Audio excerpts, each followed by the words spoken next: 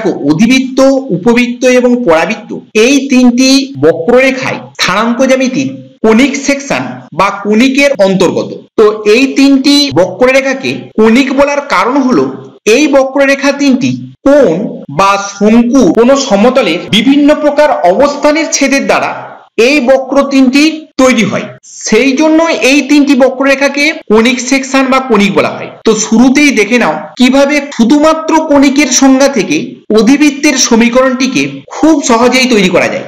কনিকের সংজ্ঞাতে বলা হয়েছে কোন সমতলের উপরে একটি বিন্দু যদি এমন ভাবে চলমান হয় যে, অর্থাৎ এই সমতলটির উপরে একটি বিন্দু যদি এমন ভাবে চলমান হয়, মনে করছি এখানে সমতলের উপরে পি একটি বিন্দু রয়েছে, সেই পি বিন্দুটি এমন ভাবে চলমান হয় যে ওই সমতলে অবস্থিত একটি নির্দিষ্ট বিন্দু থেকে, এখানে যদি আমরা এই সমতলে একটি নির্দিষ্ট বিন্দু নিই, সেই বিন্দু থেকে এই চলমান বিন্দুর দূরত্ব, তাহলে এখানে যদি এস বিন্দুটি অবস্থান করে, সেই ক্ষেত্রে এই নির্দিষ্ট বিন্দু এস থেকে চলমান বিন্দু পি এই দূরত্বটি কিন্তু বিভিন্ন সময়ে বিভিন্ন হয়ে যাবে। এসপি দূরত্বটা পি এর এ অবস্থানের জন্য এসপি দূরত্ব এটি, কিন্তু পি যদি এইখানে থাকে তাহলে সেক্ষেত্রে এসপি দূরত্বটি এখানে হবে। তাহলে এসপি দূরত্ব বলতে বোঝানো হচ্ছে এখানে স্থির বিন্দু থেকে পি চলমান বিন্দুর যে কোনো অবস্থানের জন্য এসপি দূরত্ব। তাহলে এই দূরত্ব এবং একটি নির্দিষ্ট সরলরেখা থেকে, তার মানে এখানে একটি নির্দিষ্ট বিন্দুর কথা বলা হলো এস বিন্দু, এবং নির্দিষ্ট সরলরেখা, এই সরলরেখাটা যদি আমরা এল বলি, তাহলে এই নির্দিষ্ট সরলরেখা থেকে ওই চলমান বিন্দুর দূরত্ব দুটি, তাহলে এখন আমরা এই পি চলমান বিন্দুটি থেকে এল সরলরেখাটির দূরত্বটিকে যদি নির্ণয় করি এই পিএম, সেই ক্ষেত্রে এখানে যে দুটি দূরত্ব তৈরি হলো, অর্থাৎ স্থির বিন্দু থেকে চলমান বিন্দু দূরত্ব এবং স্থির সরলরেখা থেকে চলমান বিন্দু দূরত্ব, এই দুটি দূরত্বের অনুপাত যদি ধ্রুবক হয়ে যায়, অর্থাৎ এই এসপি বাই পিএম সমান যদি ই, যেখানে ইটি ধ্রুবক, যদি এটি হয়ে যায়, তবে এই চলমান বিন্দুর সঞ্চার পথটিকে বলা হবে কনিক। এখন দেখো কনিকের এই স্থির বিন্দু এসটিকে বলা হয় কনিকটির নাভি, এই স্থির সরলরেখাটিকে বলা হয় কনিকের নিয়ামক, এবং এই দূরত্বদ্বয়ের অনুপাত ই, এটিকে বলা হয় কনিকটির উৎকেন্দ্রতা। তাহলে এখানে অনুপাতটি যেহেতু দুটি দূরত্বের অনুপাত, অতএব এই ই এর মানটি সর্বদাই ধনাত্মক। সেক্ষেত্রে ই এর মান তিন রকম হতে পারে, ই এর মান একের সঙ্গে সমান হতে পারে, বা শূন্য থেকে একের মধ্যে হতে পারে, বা একের থেকে বড় হতে পারে। তাহলে ই এর মান এক হলে আমরা কনিকটিকে বলবো প্যারাবোলা বা অধিবৃত্ত, কিন্তু ই এর মান শূন্য থেকে একের মধ্যে হলে এই কনিকটিকে আমরা বলবো উপবৃত্ত বা ইলিপস, কিন্তু ই এর মান একের থেকে বড় হলে কনিকটিকে বলবো পরাবৃত্ত বা হাইপারবোলা। এখন যেহেতু আমরা অধিবৃত্তের সমীকরণটি নির্ণয় করতে চাইছি, অতএব এই ক্ষেত্রে ই সমান 1, তাহলে এখানে ই সমান 1 হয়ে গেলে এসপি সমান পিএম হবে। এখন যদি আমরা এই এস থেকেই এল লেখার উপরে লম্বটা নিই, সেক্ষেত্রে এই লম্বটি অধিবৃত্তকে যদি ও বিন্দুতে এবং এই রেখাটিকে জেড বিন্দুতে ছেদ করে, তাহলেও সেক্ষেত্রে এখানে ওএস বাই ওজেড এর মান এক হবে, কারণ এক্ষেত্রেও পি এর একটি অবস্থান হলো ও, সেক্ষেত্রে এসও বাই ওজেড সমান এক হবে, তার মানে এক্ষেত্রে এসও সমান ওজেড হবে। তাহলে এখন যদি আমরা এই এসজেড কে এক্স অক্ষ এবং এই ও বিন্দুতে এসজেড এর উপরে যদি লম্ব টানি এবং এই লম্বটিকে যদি ওয়াই অক্ষ হিসেবে কল্পনা করি, তাহলে যেহেতু এই ওএস সমান ওজেড, অতএব ওএস এর দৈর্ঘ্য এ হলে এস বিন্দু স্থানাঙ্ক হবে a0 এবং জেড বিন্দু স্থানাঙ্ক হয়ে যাবে -a0। সেই ক্ষেত্রে পি চলমান বিন্দুটির স্থানাঙ্ক xy হলে, যেহেতু এসপি বাই পিএম সমান 1, অর্থাৎ এসপি সমান পিএম, অতএব এখানে এই এসপির মানটি হবে সমান পিএম।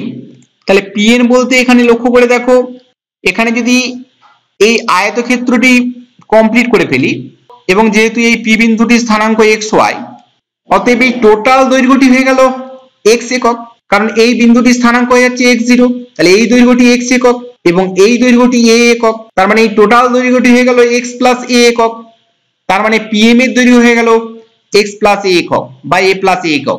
এখন আবার যেহেতু s বিন্দু স্থানাঙ্কটি হলো a0, অতএব sp এর মানটি হয়ে যাবে √x - a তার whole square plus y square. তাহলে এই sp দুটিকে যদি আমরা সমান করি, সেক্ষেত্রে এইটির বর্গ সমান হবে a প্লাস x তার হোল স্কয়ার। এখন যদি আমরা এটিকে পক্ষান্তর করি, তাহলে সেক্ষেত্রে ওয়াই স্কোয়ার সমান পেয়ে যাবো এক্স প্লাস এ তার whole square minus x minus a তার হোল স্কোয়ার। তার মানে ওয়াই স্কোয়ার সমান হয়ে যাবে 4 ইন্টু এ ইন্টু এক্স, কারণ এটি 4ab সূত্র। সুতরাং এক্স ওয়াই বিন্দু সঞ্চার পথের সমীকরণ হলো ওয়াই স্কোয়ার সমান 4ax এবং এটি হলো অধিবৃত্তটির সমীকরণ। এখন লক্ষ্য করে দেখো এই এসপি দূরত্ব অর্থাৎ এই নাভি থেকে অধিবৃত্তের উপর স্থিত কোন একটি বিন্দু পি তার দূরত্ব, তার মান হলো এসপি এবং সেই মানটির দিকে লক্ষ্য করে দেখো এখানে তার মান হয়েছে এ প্লাস এক্স। তাহলে আমরা পেলাম যে ওয়াই স্কোয়ার সমান 4ax অধিবৃত্তের উপরে যদি পি যে কোনো একটি বিন্দুর স্থানাঙ্ক এক্স ওয়াই হয়, তাহলে নাভি থেকে ওই বিন্দুটির দূরত্ব এসপি তার মান হয় এ প্লাস এক্স। তাহলে নাভি থেকে অধিবৃত্তের উপরে কোন একটি বিন্দুর দূরত্ব নির্ণয়ের জন্য বিন্দুটির শুধুমাত্র এক্স স্থানাঙ্কটি জানলেই চলে, এক্ষেত্রে ওয়াই স্থানাঙ্কটি জানার কোনো প্রয়োজন হয় না, কারণ এসপির মানটি শুধুমাত্র এক্স স্থানাঙ্কের উপরে নির্ভরশীল। তাহলে শুধুমাত্র এই কনসেপ্টটুকু কাজে লাগিয়ে আমরা অধিবৃত্তের অনেক সমস্যা সমাধান করতে পারবো। কিন্তু তার আগে অধিবৃত্তের আরো কিছু বিষয় সম্বন্ধে আমরা একটু জেনে নিই। যেমন নাভিগামী জ্যা বলতে কি বোঝায়? নাভিগামী জ্যা বলতে বোঝানো হয় নাভিগামী যে সরলরেখা এই কণিকটিকে বা এই অধিবৃত্তটিকে যদি দুটি বিন্দুতে ছেদ করে তাহলে সেই রেখাংশটিকে বলা হবে নাভিগামী জ্যা। অর্থাৎ যেহেতু এখানে নাভিগামী এই সরলরেখাংশটি অধিবৃত্তকে দুটি বিন্দুতে ছেদ করেছে, অতএব এই রেখাটি হয়ে যাবে নাভিগামী জ্যা। একই রকম ভাবে আমরা নাভিগামী জ্যা অনেক তৈরি করতে পারি, একই রকম ভাবে এটিও একটি নাভিগামী জ্যা। এখন আবার দেখো নাভি লম্ব বলতে বোঝানো হয় এই নাভিতে অধিবৃত্তের এই অক্ষটির উপর লম্বকে বলা হবে অধিবৃত্তটির নাভি লম্ব এবং এই নাভি লম্বের দৈর্ঘ্যটিও কিন্তু এই এসপি সমান এ প্লাস এক্স এর সাহায্যে নির্ণয় করা যাবে, কারণ যেহেতু এস বিন্দুটির স্থানাঙ্ক হলো a0, এখানে এস বিন্দুটির স্থানাঙ্ক a0, অতএব নাভি লম্বের প্রান্ত বিন্দুদ্বয়ের এক্স স্থানাঙ্কটিও হয়ে যাবে এ, কারণ এই বিন্দুটির স্থানাঙ্ক হলো a0 এবং এই বিন্দুতে এই বাহুর উপর লম্ব টানা হয়েছে, অতএব এই বিন্দুটির এক্স স্থানাঙ্কটি হয়ে যাবে এ এবং এই ক্ষেত্রে এই বিন্দুটিরও এক্স স্থানাঙ্কটি হয়ে যাবে এ। সেক্ষেত্রে যেহেতু এই দূরত্বটি নাভি দূরত্ব এবং এর এক্স স্থানাঙ্কটি জানা আছে, অতএব এই দূরত্বটির মান হয়ে যাবে এ প্লাস এক্স। এ প্লাস এক্স বলতে এখানে এ প্লাস এ মানে এই নাভি লম্বের এই অংশটুকুর মান হয়ে গেল এ প্লাস এ মানে 2a। একই রকম ভাবে যেহেতু এই বিন্দুটিরও এক্স স্থানাঙ্ক এ, অতএব এই নাভি দূরত্বটিও হয়ে যাবে এ প্লাস এ অর্থাৎ 2a। তার মানে নাভি লম্বের দৈর্ঘ্য হয়ে গেল 2a প্লাস 2a সমান 4a। তাছাড়া যেহেতু আমরা এই দৈর্ঘ্যটিকে 2a পেয়েছি এবং এই বিন্দুটির স্থানাঙ্ক a0, অতএব নাভি লম্বের এই প্রান্তটির স্থানাঙ্ক হয়ে যাবে a2a, যেহেতু এটি ধনাত্মক y অক্ষের দিকে অবস্থিত। আবার যেহেতু এই দূরত্বটিও 2a একক এবং এটি ঋণাত্মক y অক্ষের দিকে অবস্থিত, অতএব এই বিন্দুটির স্থানাঙ্ক হয়ে যাবে a মাইনাস 2a। তাহলে এই নাভি দূরত্বের সাহায্য নিয়ে আমরা নাভি লম্বের দৈর্ঘ্য, নাভি লম্বের প্রান্ত বিন্দুদ্বয়ের স্থানাঙ্ক খুব সহজে বের করে নিতে পারলাম। এখন আবার লক্ষ্য করে দেখো আমরা অধিবৃত্তের উপরে যখন কোনো একটি বিন্দু ধরবো, সেক্ষেত্রে বিন্দুটিকে এক্স ওয়াই হিসাবে ধরলে বিন্দুটির মধ্যে দুটি চলরাশি এক্স ও ওয়াই অবস্থান করছে, কিন্তু আমরা এই বিন্দুটিকে একটি চলরাশির মাধ্যমে খুব সহজে লিখতে পারি। এখানে দেখো যেহেতু এই সমীকরণটি লেফট হ্যান্ড সাইডটি পূর্ণবর্গ, অতএব রাইট হ্যান্ড সাইডটিকে পূর্ণবর্গ করার জন্য এক্স এর মানটিকে ধরে নিলাম এটি স্কয়ার, কারণ এক্স এর মান যদি এটি স্কয়ার রাখা হয় তাহলে রাইট হ্যান্ড সাইডটিও কিন্তু পূর্ণবর্গ হয়ে যাবে। এখন যদি আমরা এই এক্স এর মান এটি স্কয়ার এখানে বসিয়ে দিই তাহলে সেক্ষেত্রে পাবো ওয়াই স্কয়ার সমান 4 স্কয়ার টি স্কয়ার। তার জন্য ওয়াই এর একটি মান পাবো 2at, এখানে প্লাস মাইনাস 2at শুধুমাত্র প্লাস অংশটি নিয়ে হলো, তাহলে ওয়াই সমান 2at। সুতরাং আমরা এখানে x আর y এর মান যদি এখান থেকে নিয়ে বসিয়ে দিই তাহলে এই বিন্দুটির স্থানাঙ্ক হয়ে যাবে at স্কয়ার 2at। সুতরাং এই y স্কয়ার সমান 4x অধিবৃত্তের উপরে যে কোনো বিন্দুকে যদি আমরা এই at স্কয়ার 2at আকারে লিখি তাহলে এই বিন্দুটির মধ্যে দুটি চলরাশির পরিবর্তে কেবলমাত্র একটি চলরাশি থাকছে। এখানে x সমান at স্কয়ার এবং y সমান 2at, এই সমীকরণ দুটিকে বলা হয় অধিবৃত্তের প্যারামেট্রিক সমীকরণ, যেখানে t হলো প্যারামিটার। সুতরাং দেখো যদি আমরা এই নাভিগামী জ্যাটির প্রান্ত বিন্দুর স্থানাঙ্ক, এখানে এই প্রান্তটির স্থানাঙ্ক 81 স্কয়ার 281 ধরলাম এইটির মতন করে, এবং এই প্রান্ত বিন্দুটির স্থানাঙ্ক যদি 82 স্কয়ার 282 ধরি তাহলে সেক্ষেত্রে এই বিন্দুটির স্থানাঙ্ক হয়ে যাবে a0, কারণ এটি নাভি। তাহলে যেহেতু এই তিনটি বিন্দু সমরেখু, সুতরাং যদি আমরা এই রেখাটির প্রবণতা বের করি, এই রেখাটির প্রবণতা দুই রকম ভাবে বের করা যায়। সেটি হলো এই দুটি বিন্দুর সাহায্য নিয়ে, তাহলে এই দুটি বিন্দুর সাহায্য নিয়ে যদি এই রেখাটির প্রবণতা বের করি তাহলে সেক্ষেত্রে হবে 281 minus 282 divide by 81 square minus 82 square, অর্থাৎ y1 minus y2 divide by x1 minus x। আবার যদি আমরা এই দুটি বিন্দুর সাহায্যে এই রেখাটির প্রবণতা বের করি তাহলে সেক্ষেত্রে এটি হবে এখানে 281 minus 0 divide by 81 square minus. তাহলে এই দুটি প্রবণতায় কিন্তু একই রেখার প্রবণতা, সেই জন্য এদেরকে সেম করে দেওয়া হলো। ক্যালকুলেশন করলে এখানে 2a গুলো ক্যান্সেল হয়ে যাবে, এখান থেকে এই দুটি থেকে a গুলি ক্যান্সেল হয়ে যাবে। এখানে আবার t1 মাইনাস t2 আছে, এটিকে a square minus b square সূত্র প্রয়োগ করলে t1 plus t2 into t1 minus t2 হবে, যার সাহায্যে t1 মাইনাস t2 গুলো ক্যান্সেল হয়ে যাবে, যার ফলে আমরা এটি থেকে এই লাইনটি খুব সহজেই পেয়ে যাব। এটিকে ক্রস মাল্টিপ্লিকেশন করার ফলে আমরা এখান থেকে t1 স্কয়ার টার্মগুলি খুব সহজেই কাটিয়ে দিতে পারবো এবং এখান থেকে পাওয়া যাবে t1 t2 সমান -1। তার মানে এখানে আমরা আরো একটি গুরুত্বপূর্ণ জিনিস পেলাম, যেটি হলো অধিবৃত্তের কোন নাবিগামী জায়ের প্রান্ত বিন্দুদ্বয়ের স্থানাঙ্ক at1 স্কয়ার টু at1 এবং at2 স্কয়ার টু at2 হলে এই t1 t2 দ্বয়ের গুণফলের মান -1 হয়। এটি খুবই গুরুত্বপূর্ণ বিষয়, কারণ এটির সাহায্য নিয়ে আমরা একটি প্রান্ত বিন্দু থেকে অপর প্রান্ত বিন্দুর স্থানাঙ্ক খুব সহজে বের করে নিতে পারবো। কারণ এখানে যদি আমরা t2 এর মানটি এর সাহায্যে বের করে নিই তাহলে এক্ষেত্রে এটি t1 দিয়ে প্রকাশ হয়ে যাবে। সেক্ষেত্রে একটি চলরাশির মাধ্যমে একটি নাবিগামী জায়ের প্রান্ত বিন্দুদের স্থানাঙ্ক প্রকাশ করা যাচ্ছে। তাহলে নাবিগামী জায়ের জন্য এই t1 t2 সমান -1 এই সূত্রটি কিন্তু খুবই গুরুত্বপূর্ণ। তাহলে এখন আমরা দেখব এই নাভি দূরত্বের সূত্র sp সমান a প্লাস x এবং t1 t2 সমান -1, শুধু এই দুটি সূত্রের সাহায্য নিয়ে কিভাবে নাবিগামী জ্যা সংক্রান্ত বিভিন্ন সমস্যার খুব সহজে সমাধান করা যায়। প্রথম সমস্যাটি লক্ষ্য করো, এখানে বলা হয়েছে y স্কয়ার সমান 8x অধিবৃত্তের উপরে অবস্থিত এমন বিন্দু নির্ণয় করো যার নাভি দূরত্ব 4 একক। তাহলে এই ক্ষেত্রে অধিবৃত্তের সমীকরণ হলো y স্কয়ার সমান 4x। তাহলে a বলতে এখানে কিন্তু 4 গুণিত 2 গুণিত x, তার মানে a মান হলো 2। এখন যদি আমরা এই বিন্দুটির স্থানাঙ্ক xy ধরে নিই সেই ক্ষেত্রে বিন্দুটির নাভি দূরত্ব হয়ে যাবে a প্লাস x মানে 2 প্লাস x, কারণ আমরা জানি নাভি দূরত্ব হয় a প্লাস x, এখানে a এর মান 2 এবং এক্ষেত্রে নাভি দূরত্ব হয়ে গেল 2 প্লাস x, কিন্তু এখানে নাভি দূরত্বের মান দিয়ে আছে 4। তাহলে এটিকে সমাধান করলে আমরা এখান থেকে x এর মান পাচ্ছি 2। তাহলে এখন আমরা এই বিন্দুটির x স্থানাঙ্কটি পেয়ে গেছি 2। এই 2 মানটি যদি এখানে বসিয়ে দেওয়া হয় তাহলে y স্কয়ার সমান 16 হয়ে যাবে। সেক্ষেত্রে y এর মানটি হয়ে যাবে +-4। অতএব x এর 2 মানের জন্য আমরা যেহেতু y এর মান +-4 পেলাম, অতএব এখানে দুখানা বিন্দু রয়েছে, একটি হলো 2 4 অপরটি হলো 2 -4। তাহলে এই দুটি বিন্দুরই নাভি থেকে দূরত্ব হবে 4 একক। পরবর্তীতে বলা হয়েছে y স্কয়ার সমান 20x অধিবৃত্তের উপর অবস্থিত একটি বিন্দুর ভুজ 7 হলে নাভি দূরত্ব কত? তাহলে একটি বিন্দুর ভুজ বলতে বিন্দুটির x স্থানাঙ্ককে বোঝানো হয়। সেক্ষেত্রে এখানে বিন্দুটি হয়ে গেল 7y, কারণ বিন্দুটির ভুজ 7 হওয়ার জন্য বিন্দুটির স্থানাঙ্ক হয়ে গেল 7y। আবার এখানে y স্কয়ার সমান 4x আকারে সাজালে a এর মান পাওয়া যাচ্ছে 5। সুতরাং এই 7y বিন্দুটির নাভি থেকে দূরত্ব এটি হয়ে যাবে 5 যুক্ত 7 সমান 12 একক। এটি হবে এই প্রশ্নের অ্যানসার। পরবর্তীতে বলা হয়েছে x স্কয়ার সমান 8y অধিবৃত্তের উপর অবস্থিত একটি বিন্দুর কোটি 11 হলে নাভি দূরত্ব কত? তাহলে এখানে ভুজের মান দেওয়া ছিল কিন্তু অধিবৃত্তটি ছিল y স্কয়ার সমান 20x, এখানে আবার x স্কয়ার সমান 8y দেওয়া আছে, সেই জন্য এখানে কোটি দেওয়া আছে 11। তাহলে এক্ষেত্রে x স্কয়ার সমান 8y কে x স্কয়ার সমান 4ay আকারে সাজালে a এর মান হচ্ছে 2 এবং কোটি 11 হওয়ার জন্য বিন্দুটির স্থানাঙ্ক হয়ে গেল x11 এবং এখানে অধিবৃত্তটি যেহেতু y স্কয়ার সমান 4x টাইপ নয়, এখানে x স্কয়ার সমান 4ay টাইপ, অতএব নাভি দূরত্বটি হয়ে যাবে a প্লাস y মানে 2 যুক্ত 11 সমান 13 একক। এটি হবে এই প্রশ্নের অ্যানসার। পরবর্তী বলেছে একটি অধিবৃত্তের নাভি লম্বের দৈর্ঘ্য 18 একক এবং অক্ষ থেকে অধিবৃত্তের উপর অবস্থিত একটি বিন্দু দূরত্ব 15 একক হলে বিন্দুটির নাভি দূরত্ব কত?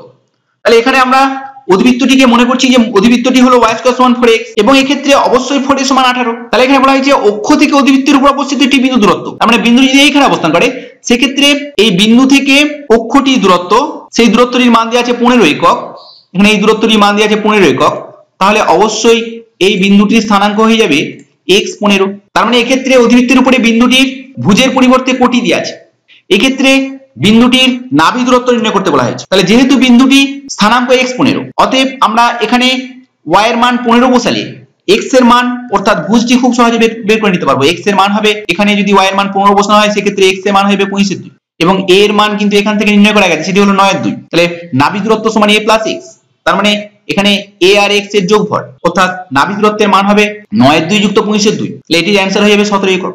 এটি এই প্রশ্নের অ্যানসার। পরবর্তী বলেছে y স্কয়ার সমান 4x অধিবৃত্তের নাবিগামী কোন জায়ের একটি প্রান্ত বিন্দু স্থানাঙ্ক at স্কয়ার টু at, অর্থাৎ এই প্রান্ত বিন্দুটির স্থানাঙ্ক বলা হলো at স্কয়ার টু at।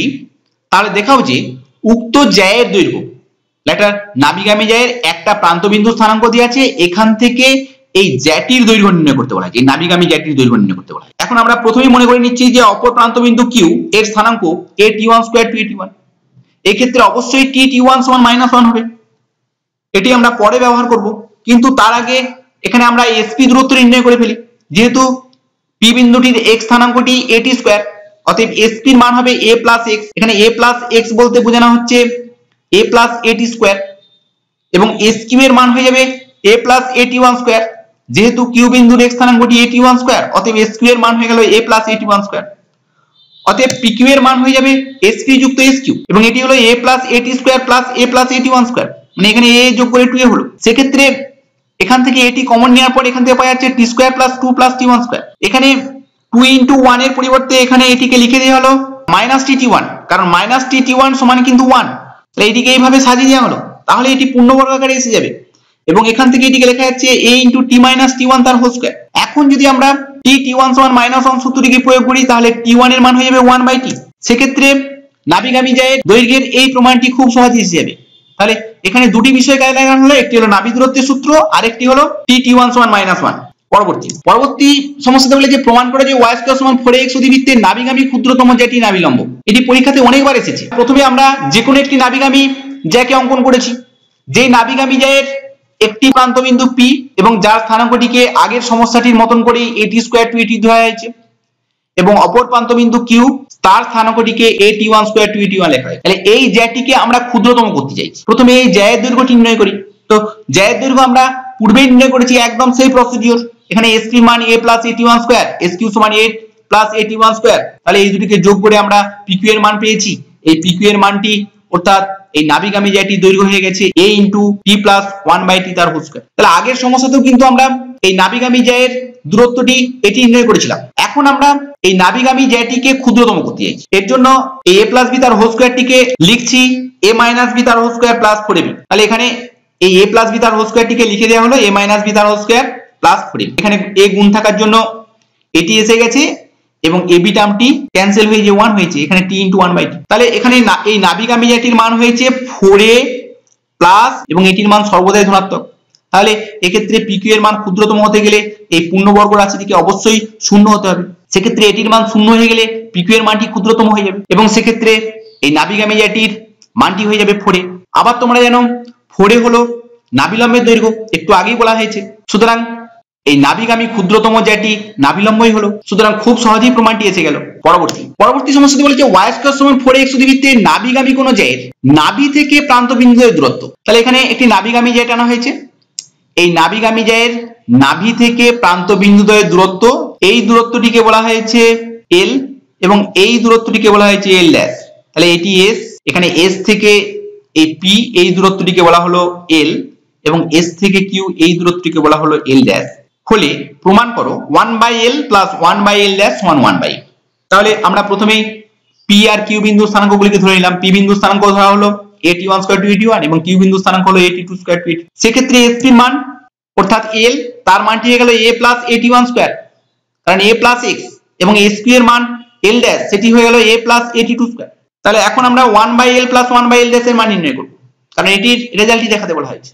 তাহলে এটি লসাগু করলে হচ্ছে l plus l dash by l dash. এখানে l ড্যাশ এর মানগুলিকে বসানো হলো, বসিয়ে এটিকে গুণ করে দেওয়া হলো।